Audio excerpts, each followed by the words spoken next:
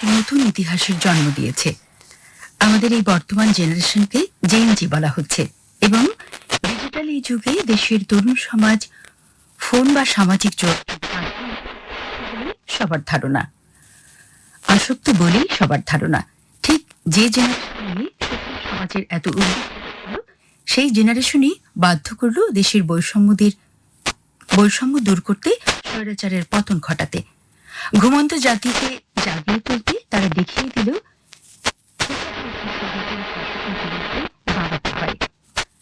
রংপুরের শহীদ আবু সাইদের বুক পেতে গুলিবিদ্ধ হওয়া আমাদের প্রতিবাদী চেতনার এক চূড়ান্ত প্রতিফলন। বন্ধুরা, এই পর্বে আমরা শুনব আনিসুর রহমানের গ্রন্থনা উপস্থাপনায় বৈষম্য বিরোধী আন্দোলনে অংশগ্রহণকারী আহত ছাত্র জনতার সাক্ষাৎকার ভিত্তিক প্রামাণ্য প্রতিবেদন অদম্য বীর।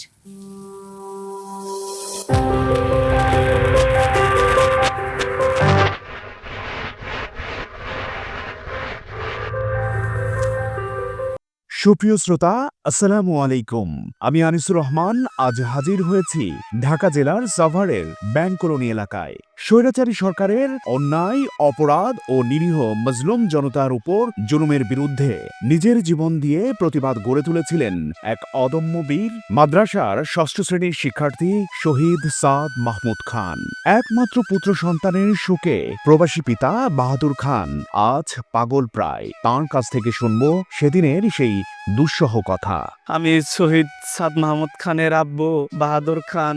আমার ছেলে মেয়ে লেখাপড়া করার জন্য সাভারে ভাড়া থাকতাম। আমার দুই মেয়ে, একটি মাত্র ছেলে ছিল। ছেলেটি জাবালে নূর দাখিল মাদ্রাসায় লেখাপড়া করতো। আম্মুকে বলতো যে আম্মু, আমি যেন আজহার স্যারের মতো শিক্ষিত হয়ে এইভাবে বক্তৃতা মানুষ হতে পারি। তখন ওর আম্মু বললো যে আব্বু, অসুবিধা নেই, আমরা তো দেশ ছেড়ে আসছি তোমাকে লেখাপড়া করার জন্য। ওই একদিন পরেই ও আমাকে বলে যে আব্বু, যে বাহিরে তো কিছু সন্ত্রাসী পুলিশ বাহিনী, আওয়ামী লীগের দোসররা সবাই এলোপাতালি গুলি করতেছে, অনেক নিরীহ মানুষ এই গুলিতে মারা যাইতেছে, তাই প্রতিবাদ করা দরকার। আমি বললাম যে আব্বু, তোমার ওখানে যাওয়ার দরকার নাই, তোমার তো বয়স হয় নাই। তো ওইভাবে আমার ছেলে ওইখান থেকে চলে আসে, মানে বাড়ির বাসায় থেকে নিজে চলে আসে। আসার পরে মাদ্রাসার সামনে জাবালে নূর দাখিলি মাদ্রাসা, ওদের 4-5 জন ছাত্র বন্ধুদের সাথে দেখা হওয়ার পরে ওরা ওইখানে আগায় যায়। যাওয়াতে ওদের আমি একটু শুনতে পাই যে ওদের মুখে একটু স্লোগান ছিল যে চেয়েছিলাম অধিকার, হয়ে গেলাম রাজাকার, এরকম একটু বলছিল। বলার সাথে সাথে আওয়ামী লীগের দোসর পুলিশ ওরা মিলে এলোপাতালি গুলি করে। সাদ মাহমুদ খানের গুলি লাগে ওখানে পড়ে যায় ছটফট করে। পুলিশে বলছিল যে তুই দৌড় দে। তারপরে লোকজন দৌড়ে যে সেরে আমার বাবাকে ওইখানে ওই যে হসপিটালে নিয়ে যায়, প্রজন্ম এক হসপিটাল আছে, ওইখানে নিয়ে যায়। ওইখানে চিকিৎসা না দেওয়ার পরে নিয়ে যায় নামে।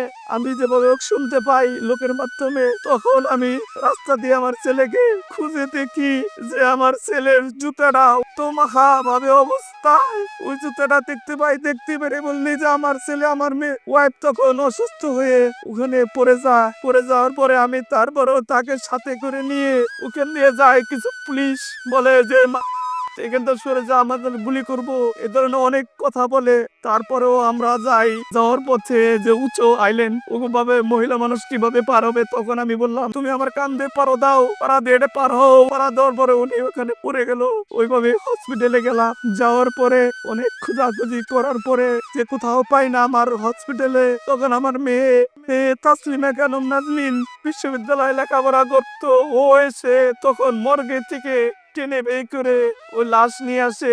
আসার পরে দেখে তখন আমি অনেক কান্নাকাটি করি যে আপু, আমি আসছি, তোমার কিচ্ছু হবে না বাবা, ইনশাআল্লাহ তুমি ভালো হয়ে যাবে বাবা। তখন ওই কোনো অ্যাম্বুলেন্স বা কোনো কিছুই পাই না। অটোতে করে নিয়ে যায় আমরা গ্রামের বাড়িতে। কিছু আওয়ামী লীগের দোসররা বলে যে তাড়াতাড়ি রাত্রে কবর দিতে হবে। আমি বললাম যে না, যে কালকে সকালে মাটি দিব, কবর দিব। ওনারা বলে যে না, আজকে রাত্রে কবর দিতে হবে।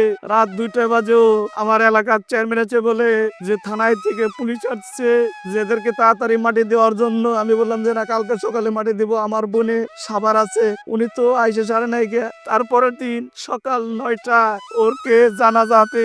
আমি তো জীবনেও কখনো কল্পনা করিনি যে এইভাবে আমার বাবা সাদ মাহমুদ আমাকে কবরস্থানে তোকে চিরনিদ্রা ঘুমানো অবস্থায় রেখে আসছো। আর আমি তো বিদেশ ছিলাম। আমি কয়েকদিন মাত্র আমার ছেলে সাদ মাহমুদের পাশে ছিলাম। আমার সাদ মাহমুদ অত্যন্ত খুব ভালো ছিল, সুশান্ত একটা ছেলে ছিল। দেশবাসীর কাছে একটু দোয়া চাই যে আমার একমাত্র ছেলের জন্য আমার ওয়াইফ অসুস্থ হয়ে পড়ছে, ঢাকা মানসিক হাসপাতালে চিকিৎসা করা হইতেছে। তাই দেশবাসীর কাছে আমি দোয়া চাই, আপনারা সবাই আমার ওয়াইফের জন্য দোয়া করবেন। শুধু একটি মাত্র ছেলে হারানোর জন্য, সে খুবই অসুস্থ, সবাই তার জন্য দোয়া করিবেন। সুপ্রিয় শ্রোতা, ঘাতক হাসিনা সরকারের দোসরদের ছোড়া বুলেট নিভিয়ে দিল 12 বছরের তরতাজা সাদ মাহমুদ খানের জীবন প্রদীপ। শহীদ হয়ে অমর হয়ে রইলেন আমাদের মাঝে। আজ এ পর্যন্তই। পরবর্তীতে আবারও হাজির হব অন্য কোনো অদম্য বীর বা কোনো শহীদ পরিবারকে সাথে নিয়ে। সে পর্যন্ত ভালো থাকুন, সুস্থ থাকুন ও নিরাপদে থাকুন।